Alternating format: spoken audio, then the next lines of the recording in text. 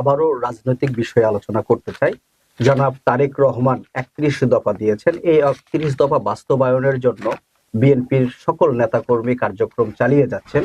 আপনিও একজন বিএনপির অন্যতম নেতা। আপনার কাছে প্রশ্ন, এই ৩১ দফা বাস্তবায়ন হলে বাংলাদেশের মানুষের ভাগ্যের কি ধরনের উন্নয়ন বা পরিবর্তন আসবে বলে আপনি মনে করেন? দেখেন, আমার নেতা বিএনপির ভারপ্রাপ্ত চেয়ারম্যান জনাব তারেক রহমান, উনি কিন্তু বারবারই বলেছে এবারের নির্বাচন খুবই কঠিন হবে এবং বাংলাদেশের জনগণ জানতে চায় যে বিএনপি আগামী দিনে ক্ষমতায় আসলে বাংলাদেশের জনগণের জন্য কি করতে চায়, কি দিতে চায়, কিভাবে ডেভেলপ করতে চায়। আমার নেতা বিএনপির ভারপ্রাপ্ত চেয়ারম্যান জনাব তারেক রহমান একটি ৩১ দফা উপস্থাপন করেছে বাংলাদেশের মানুষের ভাগ্য উন্নয়ন করার জন্য। এটা কিন্তু একটা চমৎকার জিনিস। এটা যদি আমরা বাস্তবায়ন করতে পারি তাহলে কিন্তু বাংলাদেশের মানুষের অরিজিনালি ভাগ্য উন্নয়ন হয়ে যাবে। আমরা যারা বিএনপি করে, যারা বিএনপির নেতা কর্মী, সবাইকেই ডোর টু ডোর যেতে হবে জনগণের কাছে এবং জনগণের কাছে যে ৩১ দফা দিতে হবে এবং বলতে হবে দিস ইজ ইয়োর বাংলাদেশ।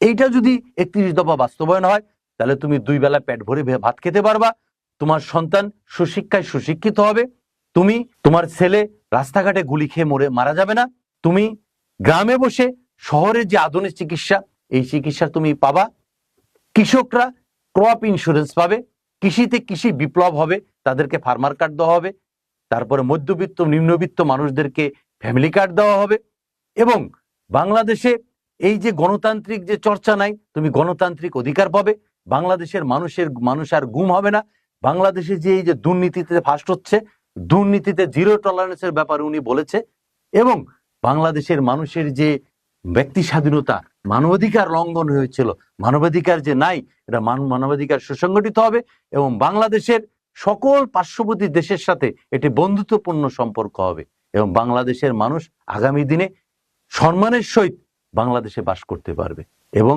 বাংলাদেশে কোনো চাঁদাবাজি থাকবে না, সন্ত্রাস থাকবে না, মেধা ন্যায় নীতির ভিত্তিতে বাংলাদেশ প্রতিষ্ঠা।